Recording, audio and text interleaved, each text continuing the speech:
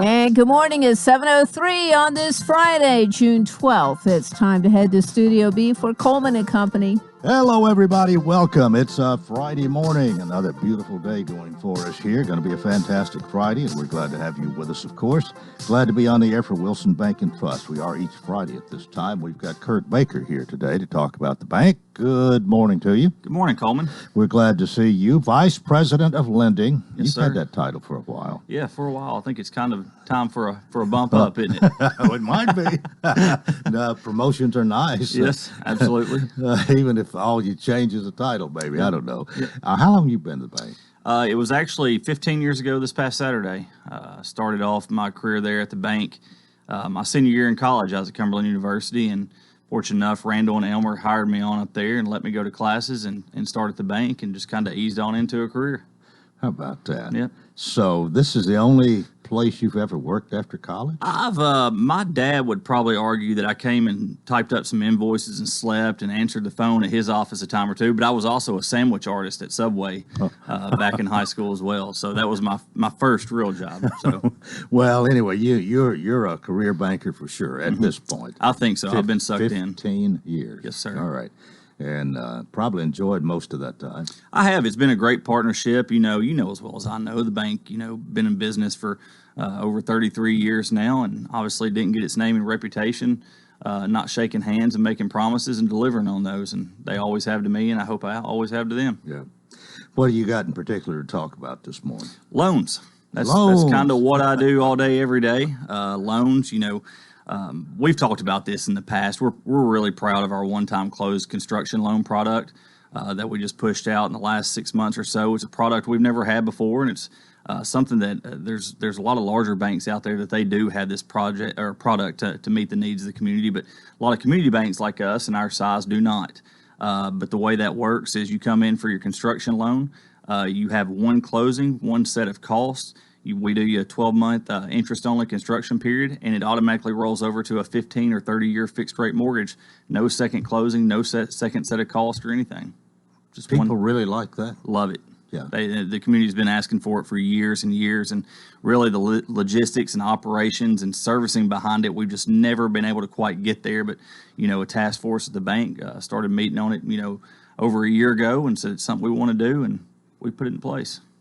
Interest rates are so attractive right now. I almost wonder how people lending money make any money in a way when I think of how high they were at one time. Of course, I guess there's a cost to money that a bank incurs. There is. And if the interest rates are this low, their cost has got to be lower. Certainly. When it goes higher, the interest rates are going to be higher. Maybe I suppose it works that way. That is true. I mean, a lot of people out there hear about the federal lending rate that gets passed down by the Reserve, and they hear that rate's at 0 to 0.25%. Well, that's not what the bank can loan the money out. That's what the bank can actually borrow the money from the central bank for. And obviously, we are in business to make a profit. So, of course, we have to scoot our rate up a little bit compared to what we're paying for those monies. Plus, like yourself, if I'm sure you want to come in and you want a 2% CD. Obviously, we've got to make you a loan or somebody else, a loan for 4 to 5% to make a margin there. Yeah, certainly. Right. Yeah, it's a great time to borrow. It's not so great a time to invest, but that's just the name of the game. And it fluctuates over a long period of time. You'll see both ends of the spectrum we have. Certainly. But it's been a while. Yes, our stock, I'll pitch that out there. That's a great investment that you can make right now that's seeing triple, quadruple the returns that you can get in deposits right now. So it's local, it's dependable, and it's always, it stood the test of time. So it's always there as an option too for investments. If you can find any. Absolutely. Your name's on the list. Right? Yeah. Well, actually, no, but I am happy to say that I was fortunate enough to buy a little shirt tail full in the beginning. Yep. And it has sat there and grown. And a lot of people have done that. Absolutely. Wilson Bank's been a tremendous blessing, I think, to this whole area, especially Wilson County. Well, we have, like I mentioned, 33 years. We built our brand new state-of-the-art facility there, operations building on Castle Heights, and I think that was almost like a testament to the communities that we serve. That hey, we're homegrown, we're planted here. We obviously could have had options to go downtown Nashville and open something in a office building, but we wanted to make a testament to the community that we're here to stay, But locally owned. You have spread out all over every adjoining county, and then some. And I don't know who came up with this, but I use it every week, just about. Still here, still independent, still committed to you, and that says a lot. It does. We'll give Randall credit for that one. Did he come up with that? I'm sure he had a little something to do with it. Yeah. If he approved it, he had something. Yeah. But there's been rumors at times. One of these days, some bigger outfit will buy it out. Well, it hadn't happened yet. It hasn't, and you don't see a lot of that going on right now, or you see some of it going on due to compliance reasons or whatnot. But just the price per share, of what folks are going to come in and pay for a bank aren't what they used to be. So whereas you used to be able to buy a bank for 3 to 4 times book value, that's come down to a little bit 2.5. So the offers aren't as attractive as they used to be. Tell you what, sitting here listening to you, you've really had a bank education in these 15 years. Quite a bit, yeah. I believe you could run it yourself. I've enjoyed it. It's what makes me tick. It's it doesn't keep me up at night, and that's one thing I love about my job. It's what makes me tick, and I don't wake up at 2, 3 o'clock in the morning with it on my mind. So it's been good. Kurt, we are out of time here, but Kurt Baker, who is Vice President of Lending for Wilson Bank and Trust, been here this morning. If you need to borrow money, Kurt is willing and able and going to work with you any way he can, right? I am. Yes, sir. We'll find a way to try to say yes. Yes, sir. Thanks for being here. Hey, I do have to Oh. mention real quick, if you don't mind, No. my daughter, Aniston, I'd like to say hello to her. She gets mad at me if I don't mention her name on the radio when I come up here. And also my son, Colt, he turns 3 years old today. So happy birthday, little buddy. Well, you got a great family. Yes, sir. Thanks so much, Kurt. Thank you. Appreciate it. Wilson Bank and Trust, member FDIC, equal housing lender, still here, still independent, still committed to you. Excellence in banking since 1987. We're 10.5 after the hour, and it's time for our Friday Senate report. And here he is, Senator Mark Pody. Good morning, Coleman. It's great to be here. It's great to have you. How are you? Coleman, we finished our business at the Senate yesterday. We passed the budget. That doesn't mean we're out yet. Now we got to wait on the House, but I'm going to tell you, I feel so good to at least do what we've done, and we can say that we passed a constitutionally balanced budget based on the numbers that we were coming in. So it's been a good week. We got some things done.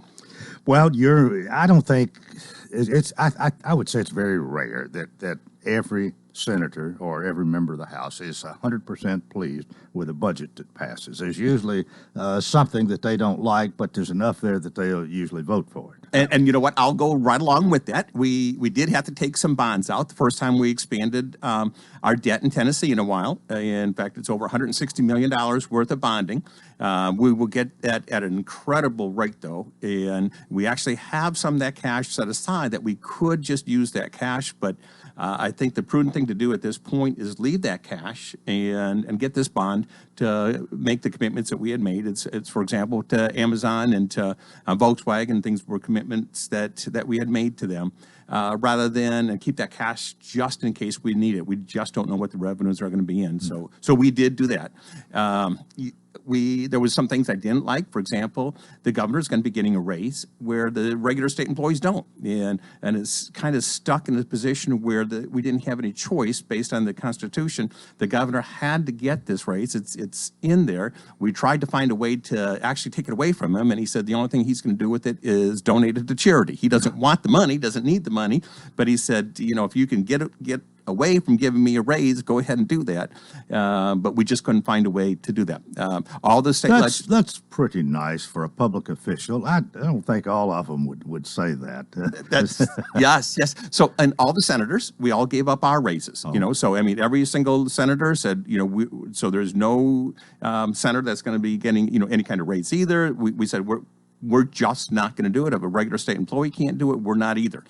So we took some votes. But yours on that. is not in the Constitution, I guess. Mine's not in the Constitution, so we could find a way around that, and we did. And I'm going to tell you, it is very frustrating when people, some are getting raises and some aren't when it's tight times. We had to cut the teachers' raises, had to cut state employee raises, and it was not that we wanted to do it, but there's just no money. and we've had to actually even look at perhaps how to go into some reserve accounts and such. So we did do and isolate some reserve accounts, and that would be for like real estate agents when they buy their licenses or such, and they put that extra money into a reserve account to help monitor real estate agents or appraisers or anything. So we put that aside where nobody can touch the licensed money. But there's other money out there. There's, actually a couple $1 billion in some of these reserve accounts in the state. And so we're going to be looking at ways that we might have to tap some of that. So it's interesting to see how it's going to be going to do that.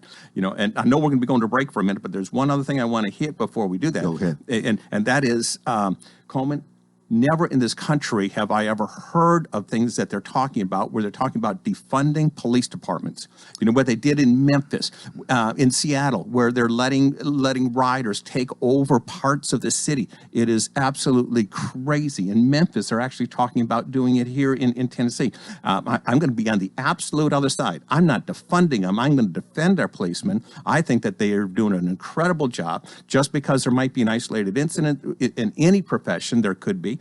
But we are not going to be overreacting and doing what they're doing across the country. I want to make sure that we have law and order here, and it's up to our law enforcement officers that are doing a great job. And I'm just going to give them a shout out. I think we got terrific. We got a great sheriff here. We got great police departments here, and I just appreciate them.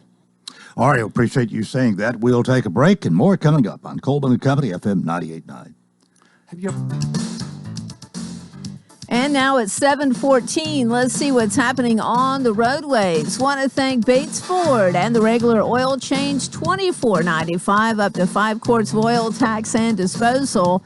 They'll pick up and deliver your vehicle back to you absolutely free. Bates Ford, 1673 West Main. Now at traffic, here's Chuck. Good morning. Watching traffic volume increase out here now down I-40 coming through Mount Juliet out of Wilson County into Hermitage right now. As far as interstate accidents, we're still in pretty good shape as they wrap up that crash at Hermitage at Murfreesboro Pike at Millwood Drive. If your glasses keep getting fogged up, the answer is Zipwax Anti-Fog Cleaner, voted one of the best products under $20. Log on to zipwaxantifogcleaner.com. I'm Commander Chuck, your on-time traffic. In times of crisis, and especially when you're isolated, it helps to know someone has your best interest at heart. At Wilson Bank and Trust, standing strong for others has always been one of our most important roles, and we're still here for you now. Through these days of disruption and distancing, you can count on us to keep you connected with your financial services, and will continue to provide financial relief for households and businesses. Thanks for supporting our ongoing commitment to service. Working together, we'll weather this storm too. Member FDIC, Equal Housing Lender. You make plans for just about everything for the weekend, for a shopping trip, for your daughter's wedding, but do you have a financial strategy for the rest of your life? Now may be the perfect time to do it. Waypoint, your future, your way. For more information, call the Lebanon office of Waypoint Financial Partners at 615-444-6548. Securities and investment advisory services offered through AXA Advisors, LLC. 212-314-4600. Member FINRA SIPC. And we continue our Friday Senate report. We're going to interrupt for a minute here because I have Wayne Oakley on the line. I did not have an opportunity really for to be a guest, but I said, hey, we can give you a few minutes here. And so, Wayne, good morning and welcome. Good morning, Coleman. How are you? Doing well. The Girls Softball Association.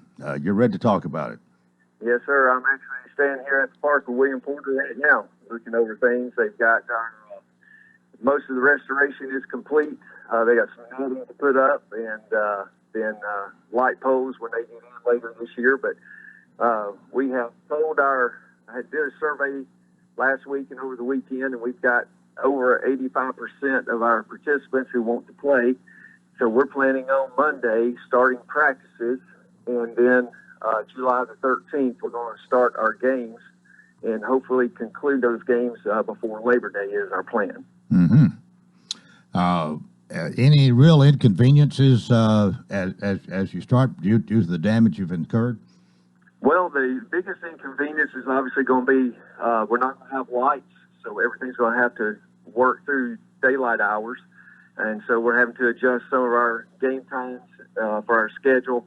Another inconvenience is they are still doing some restoration work here, so our big parking lot between our fields and Veterans Field, we'll only be able to use probably about half of that for parking while they're still here doing some work. But other than that, people have to bring their own chairs to sit in. The bleachers, we're not going to put the bleachers together until we get the lights in and they get all the heavy machinery out of here. But other than that, that's about the only inconveniences that we should have. Okay, and so practice starts Monday? Starts Monday night. That's our plan. And then tell us your schedule again.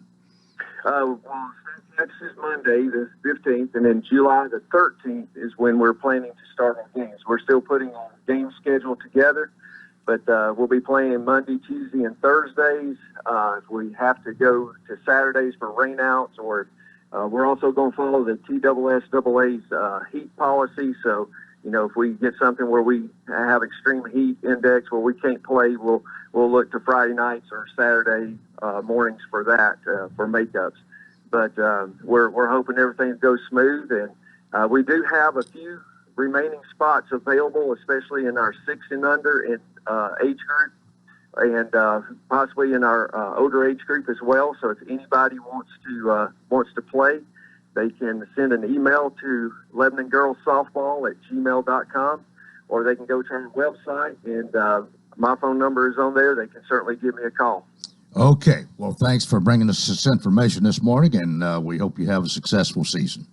Thank you, Tom. Appreciate it. All right.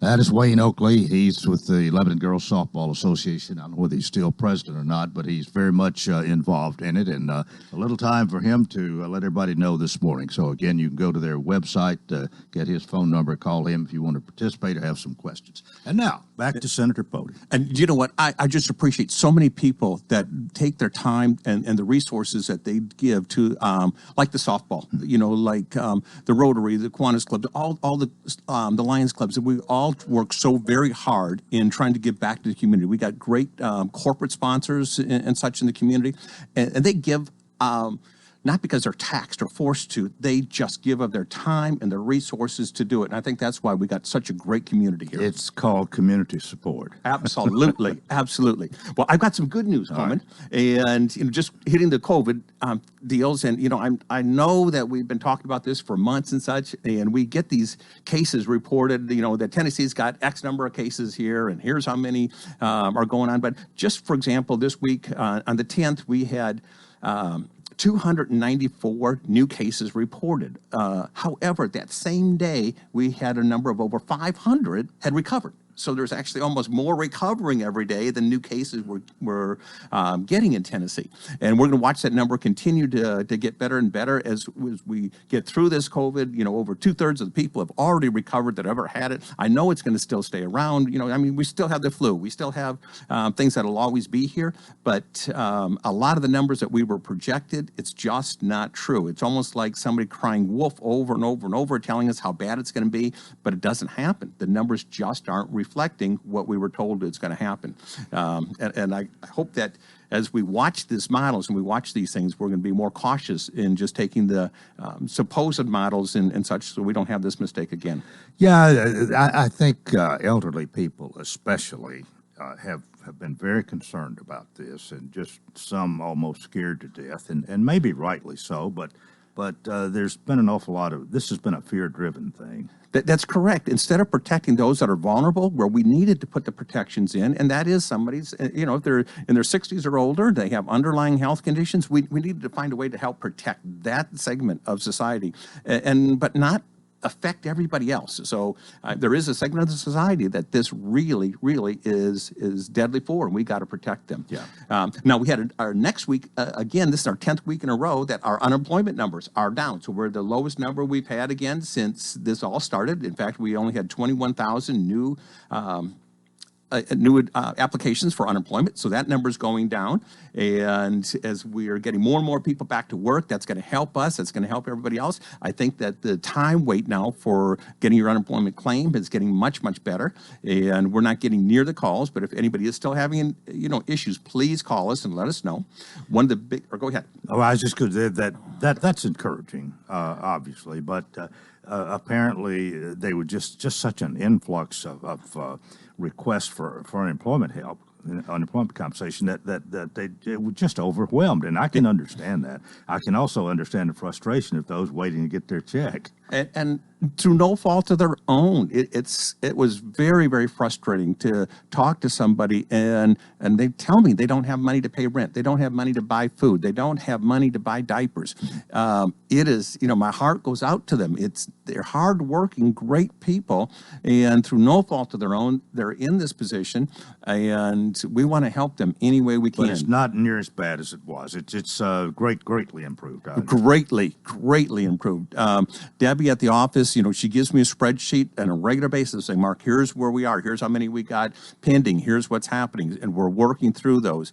It was literally, if they call my office and we would get them on a list, it could take, they'd get a call back, but it might take 2 weeks before they'd actually have somebody that would address the issues. And so it was a long time for that issue to get resolved. But it's much better now. And I'm grateful that we're finally getting the people up and trained. We hired 400 people, but just because you hire them doesn't mean that they can actually handle the issue that first day or that first week. So that is getting better.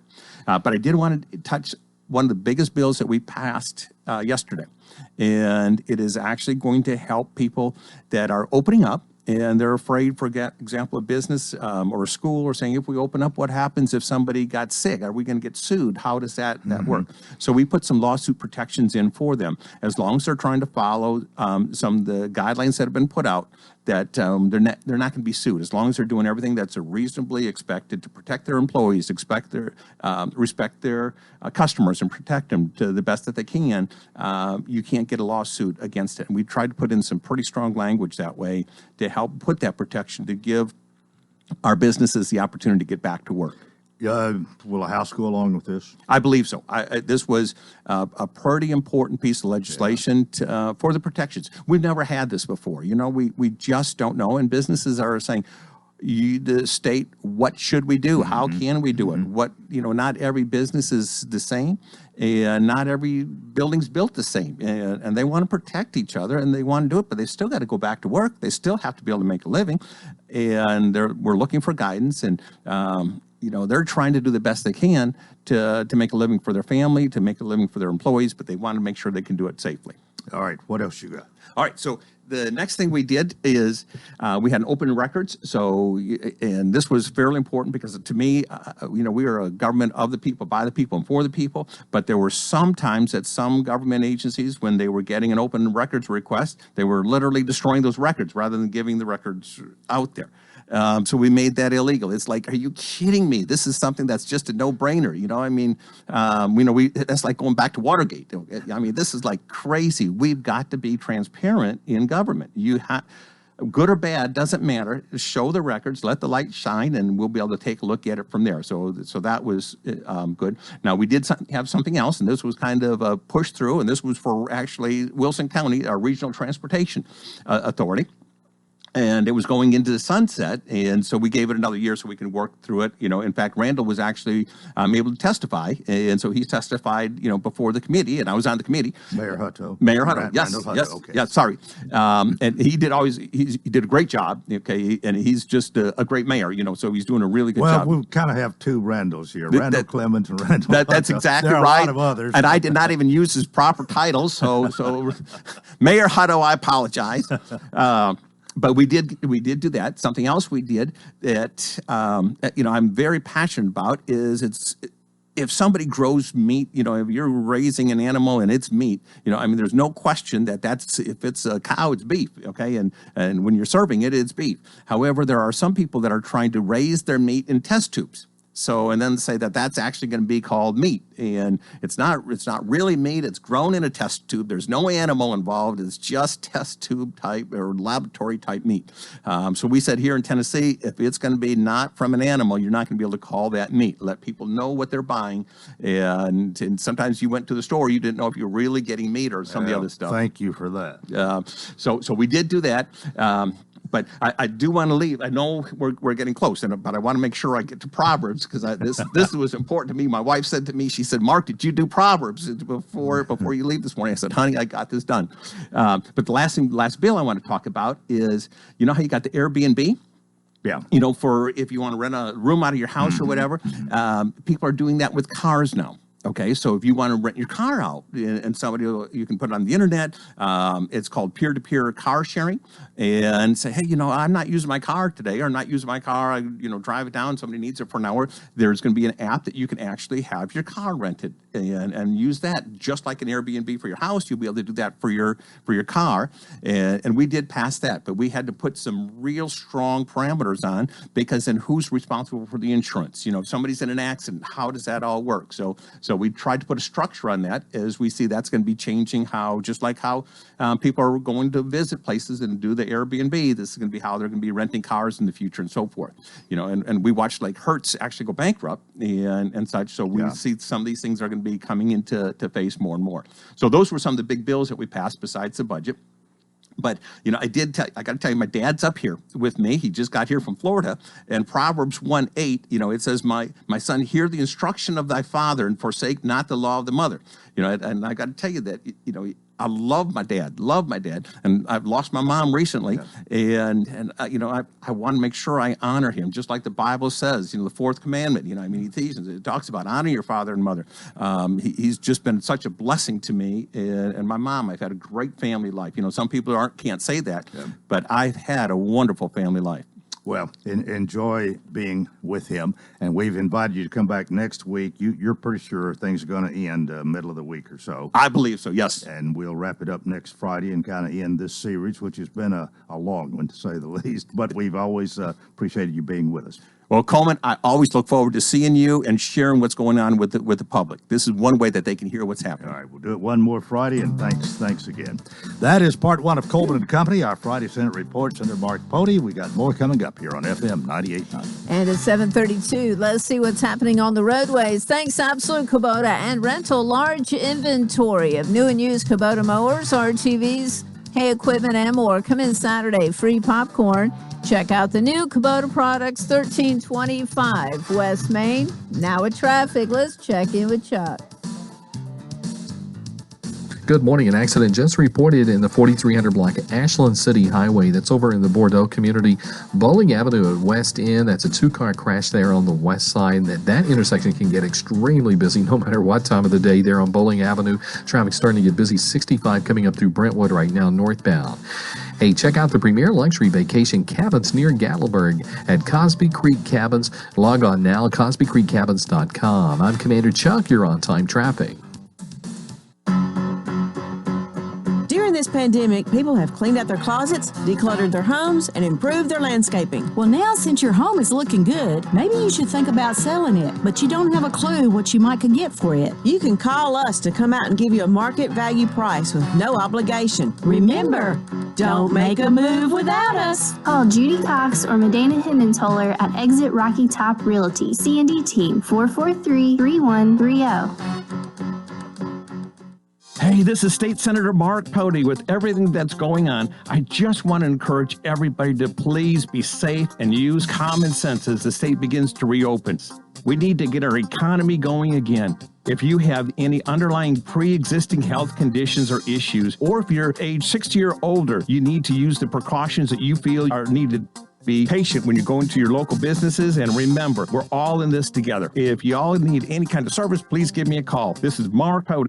With churches not being able to gather, we wanted to make sure our audience is aware of our regular Sunday morning programming. We call it God's Country. Starting at 7 to 7:15, it's Southern Gospel and Positive Country Music. Then at 7:15 to 7:30, Old Path Missionary Baptist with Brother Jason Wheely. From 7:30 to 8, it's The Gospel Show, hosted by Miss Dean. 8 o'clock, it's College Hills Church with Minister Wilson McCoy. At 8:30 to 9, it's Word of God broadcast by Ronnie Briley. From 9 to 9:30, Hillcrest Baptist Church with Pastor John Ferguson. From 9:30 to 10:30, it's Call on God Today, hosted by Brother Kenneth Bowen. At 10:30, it's another message from College Hills Church. From 11 to 11:30, Maple Hill Church with Minister Rob Long. And from 11:30 to noon, it's Southern Gospel and Positive Country Music. Join us each Sunday on WANT or WCOR or online at WANTFM.com. It's going to be an absolutely gorgeous day here in the Mid-South. Highs today will top out in the mid-80s with nothing but bright sunny skies. For your Saturday, we'll once again have sunny skies with highs climbing into the mid-80s. On Sunday, temperatures reach the mid-80s with plenty of sunshine. This weather forecast is brought to you by Walker Auction and Realty. Professional auction and real estate services. Get top dollar for your home, land, or personal property. Log on to MikeWalkerAuctions.com. They know auctions. That's a look at your forecast. I'm meteorologist TJ Scott. Coleman and Company, welcome to part 2. It is a Friday morning, and Fridays at this time are Fridays. On behalf of the C&D team of Exit Rocky Top Realty, we've got Medina here today, all by her lonesome. Good morning to you. How are you looking fine this morning? Well, thank you. Smiling even bigger than usual, if that's possible. Having fun being a realtor, I guess. There you go. If you're not having fun, you might as well go home. Well, we remind you the C&D team has been on West Main Street for a long, long time. It was C&D Realty. Now they're the C&D team of Exit Rocky Top Realty, but a little change. I guess it's been a couple of years. Since 2017, so 3 years now. But anyway, great service, the same great service you've always come to expect from these people. Somebody answers the phone 24 hours a day. They are people you can trust, and Medina is coined that wonderful slogan that sets them apart even more, I guess. Don't make a move without us. You'll hear it again before I leave. I'll bet. What you got today? Well, I wanted to talk about 2 listings, and then I wanted to say something special. I'm going to shout it out. But our 2 listings this morning is I have one that is on Leeville Road. It has 3 acres. It's very private. It is a 3-bedroom, 4.5 baths. And it also has a full RV hookup, and it has a full storage unit behind it. Did I hear you right? 3 bedrooms, 4.5 baths. That's right. Okay. That's right. So the thing is, it is approved for 3 bedroom as far as the septic permit. Approved for 3. However, there's 2 on the main floor. There's 1 on the second floor. But that one, there's several rooms upstairs that could be also bedrooms. Okay. But we can't advertise it that way because it's approved for 3. However, on that second floor, that whole floor could be for one person. That could be a living area. It could be a separate apartment, separate living area for teenage or in-laws, however you want to put it. Sounds like a little uniqueness about yes, this it is. place. Yes, it is. And it's very private, 3 acres. Nobody will build around you. And it has everything you ever dreamed of. The travertine, the granite, the marble, the speakers throughout the house, a home theater. Like I said, an RV hookup as well. The people that live there now, their parents come to visit them in their RV. So they can live in the RV. So not down by the river, but they have the RV. So anyway, but that one is listed at $689,900. So they would like to move on. They want to downsize, and so they want to move on to their next chapter in their life. So that one's for sale. And then we also have a lot in Smithville. It is almost an acre lot, and it's listed at $5,500. So it won't last for long, but it's close to the lake. Holmes Creek boat ramp. It's about a mile from it. So take your boat, bring your tiny house, if you just want to have a piece of land to bring your boat to, that's fine too. So $5,500. That's correct, in Smithville. So we'd love for you to call us about that. We'd love to show it to you. But also thinking about Father's Day is Sunday. So I wanted to shout out to all the fathers. I have a lot of fathers in my life, a lot of fathers and father figures in my life. Of course, my husband Greg is a wonderful father to our two grown boys now, and I wanted to wish him a happy Father's Day. Then it goes to my father, which is Ronnie Hobbs. He's part of the J.R. Hobbs and Sons, which goes deep into the real estate. He was never a realtor, but he was part of that. Yep. And so give him a shout out. And then of course Mike, my second father, he has shown me the real estate side and the construction side over the last 30 years. And then, I have my grandfathers, my in-law, they've all passed on. And they've just meant a whole lot to me and have changed my life over the years. So I wanted to shout out to all the fathers around, especially the ones that are close to me and has meant something to me over the years and have changed my life over the years. Well, it takes fathers and mothers. That's exactly right. And I ran out of time talking about mothers on Mother's Day. Yeah. So anyway, I wanted to make sure I had time for the for the Father's Day this time. All right. Well, we haven't mentioned your phone number, which I usually do most of the time, 615-443-3130. That's it. And I think a lot of people know that number. Of course, you have your own cell phone as well. Oh yeah, it's attached to me. It's part of me. Well, anything else before you go this morning? No, just give us a call if you're looking to buy or sell or want to build. Give us a call and we can get you hooked up with the right people. And we'd love to help you find your new home because you don't want to make a move without us. All right. Thank you, Medina. We'll see you next time. Medina Hemmentaler with the C&D team of Exit Rocky Top Realty. We're 21 minutes before the hour.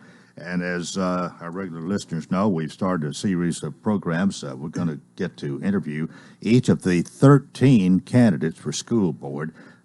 11 of them for the county school board, 4 positions there, and then there'll be 2 running for a position on the Lebanon Special School District Board. But this morning, Chad Carl is here, and Chad is the current representative for Zone 7 on the school board. And Chad, good morning and welcome to our program. Good morning. Thank you for having me. Usually I get to see you once a year.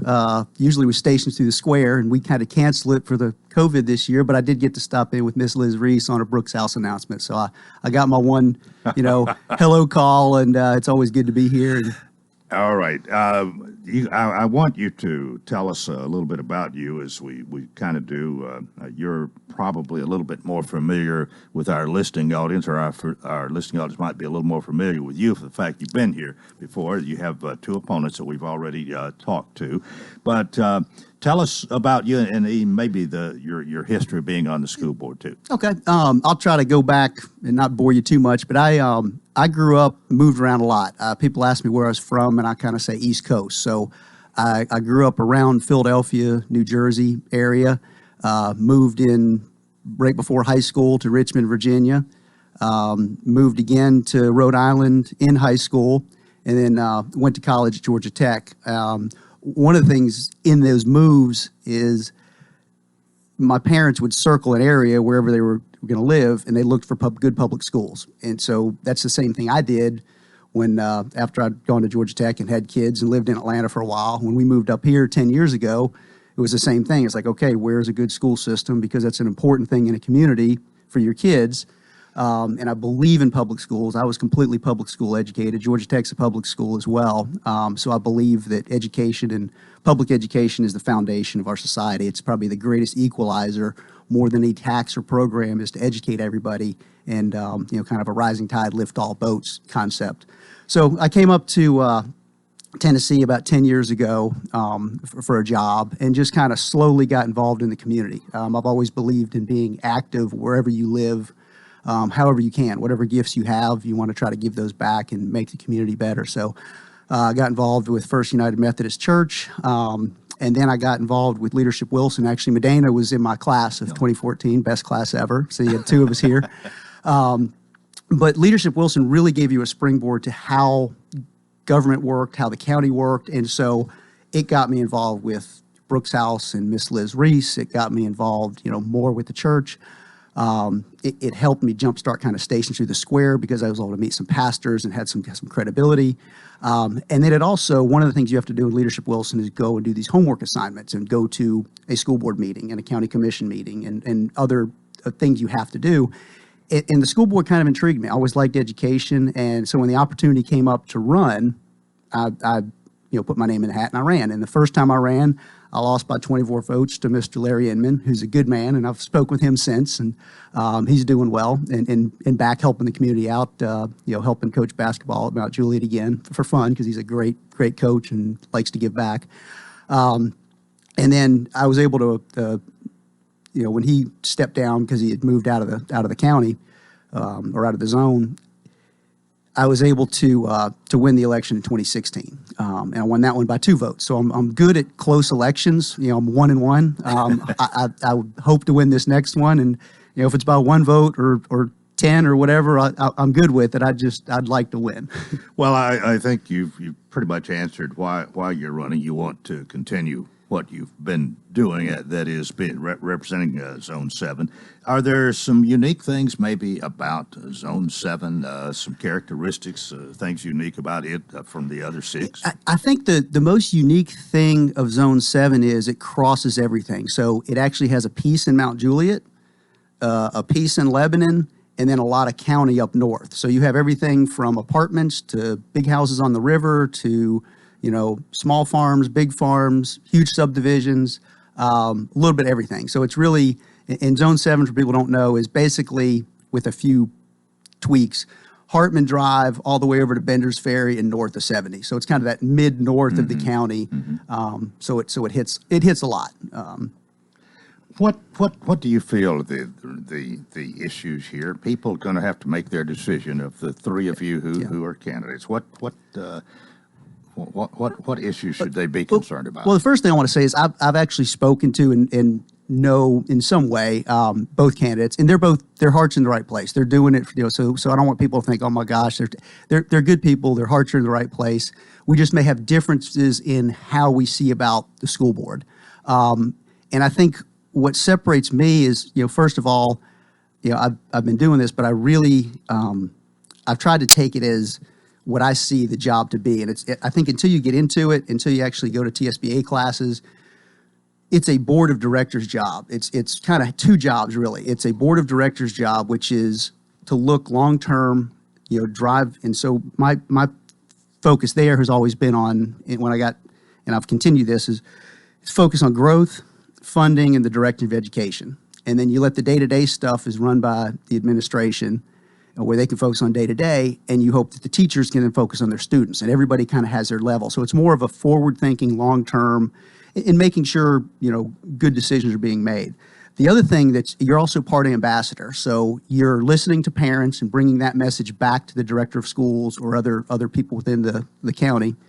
But you're also doing it the other way of bringing that message back to the parents and to the taxpayers, saying, hey, you may not fully understand what this decision is, but I've looked into it, and here's why we need to do that. So at the surface, it may not be popular, but when you dig down and you understand the reasons, you kind of bring that out. So you're really twofold. You're a board of director looking out, kind of steering the ship long term, but you're also an ambassador talking both ways. And that communication is not always just one way, I think. And that's one of the things I've tried to do on my Facebook page is key issues, try to break them down to where people understand, whether it's a funding issue, a budget issue, a policy issue, and try to communicate that back to people to let them understand what I know.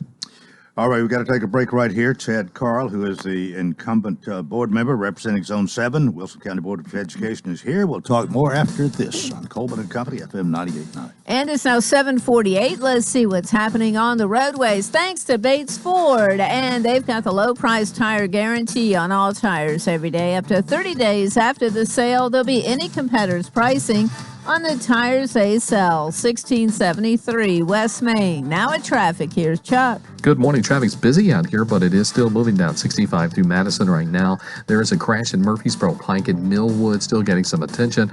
Also, 4300 block of Ashland City Highway over in Bordeaux.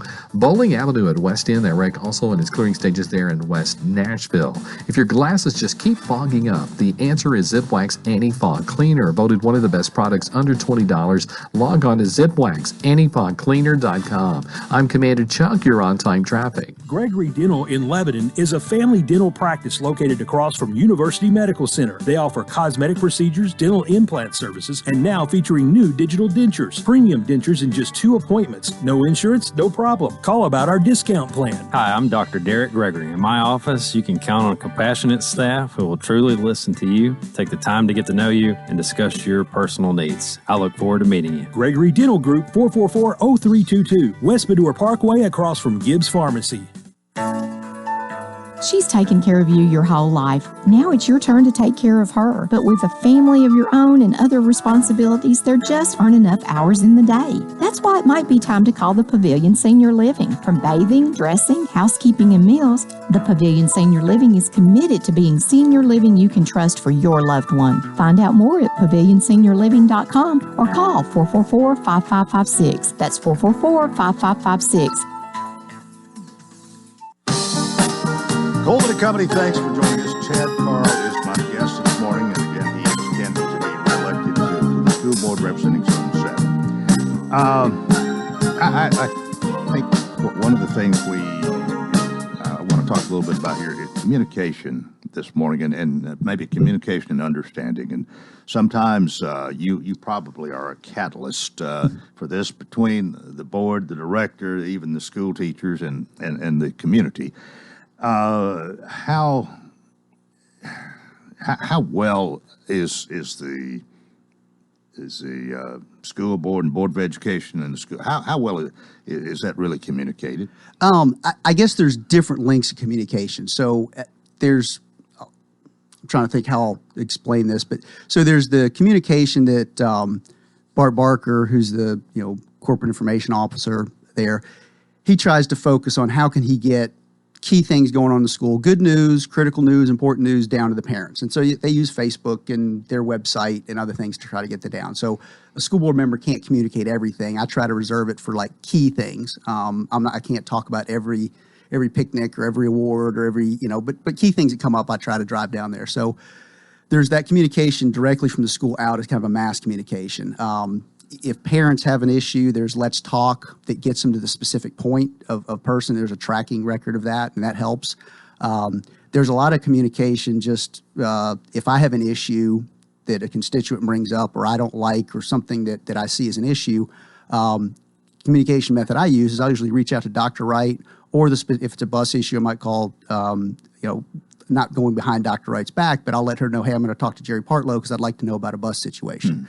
The other thing where I get a lot of good communication is I've developed very good relationships with the principals. And I think the principals are probably, and I'd recommend this if I don't win and the other people do, develop a relationship with the principals because they are in a great seat to, they touch base with the teachers, they touch base with the parents, they understand the students, they understand what policy will do to their school, but they also understand the central office and they have a contact that way. So they're in a great seat to kind of see 360 degrees. And we have some great principals who are really models in leadership. A lot of them are some of the best leaders I know, and just how they handle their business and how they treat people. There's some controversial issues, some regarding money, how the money is spent, some regarding how much money is spent.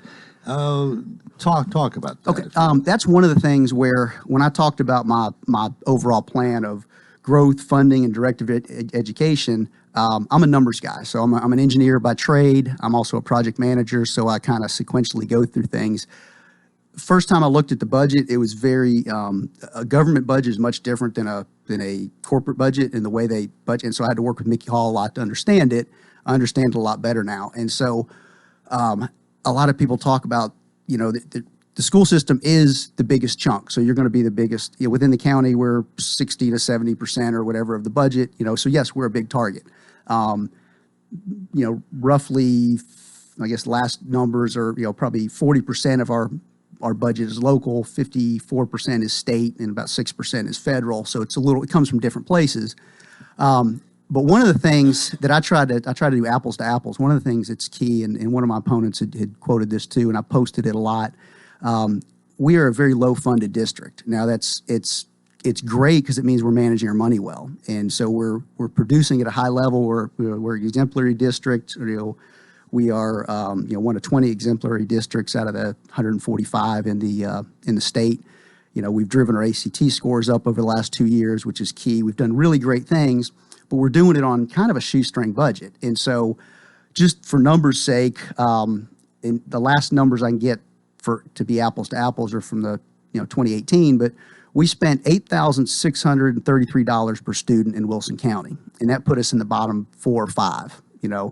The state average is $10,340. So we're $1,700 per student behind what the rest of the state's doing to pay their teachers and run. And part of the reason we can do this is we have very smart people who, when we build our schools, we build them with total cost of operation in mind, where we put in high efficiency lights, we put in geothermal HVAC units that are going to cost less to operate, or we put in better roofs. So we're not throwing money at it. We might spend a little bit of money on capital, but operationally we try to really save where we can. All our buses are the same things. We have the same parts. We try to do some smart things to save money. But you can do more with money. You can have more programs. Like one of the things we just had to do is we had to make some compromises on the adult high school because of budget shortfall. So it's not, ideally I'd like to see it stay where it was and be staffed where it was. But in order to keep it, we had to combine some positions. So you have to make hard decisions when you don't have that money. The other thing with the money that's difficult is it's been noted, and I'm trying to tell this to everybody because we haven't heard it, but each year we're a few $1 million short in our budget, and we're able to pull it out of a general fund. So it's kind of like your checking account's going down lower and lower and lower and lower and lower. And there's only so much you can pull out of it. When I look at the numbers, when we come into next year, just to get back to even, we're going to be about $16 million short. When you figure out growth, when you figure out delayed payments, when you figure out what you pulled out of the general fund, to be a net back to treading water, we're going to need about $16 million. And so we have not had a tax increase for a while. And the other thing, I don't want to throw this on the county commission, but it's kind of, when you look at numbers, you have these little tiny things. So we're growing each year, but growth doesn't fund itself. So you have more students, that increases your cost. We're also becoming a wealthier district. And so when you look at the BEP formula, and that's a good problem to have. It's like going up in tax bracket. Like, hey, I'm making more money, but they're taking more. It's the same concept. So as we get to be a wealthier county in all the ratings, the state says, hey, Wilson County, you don't need to get as much money. We're going to give it to more poorer rural districts. So we get less of a piece of that pie. Yeah. So each of those, you get a percent here and a percent here. And pretty soon you look around, you're like, I got to make it up somewhere. And the only place you can make it up, and federal is the same way. As you become wealthier, you get less in federal. So we're having to make up a bigger piece of our pie locally. So the county commission sees, oh, I'm still giving you more money, but you're not giving us more enough that's coming out. There's a sentiment, a criticism, really, of the main office, the central office, of how many people are there, right. the payroll that is there, and that when cuts were planned or proposed, that nothing was appreciably that was cut there. Address that, if you will. I guess it's a little bit of twofold. One, there probably the percentage of cuts maybe weren't as much, but it's also people don't understand it's a relatively lean operation. If you look, they did pushed a couple coaches out into the field, and the adult high school kind of fell into that. The other thing that's in the central office, although it's a big building, it's not all admin. You have the food nutrition group there, the maintenance group there. You had the adult high school and GED program there.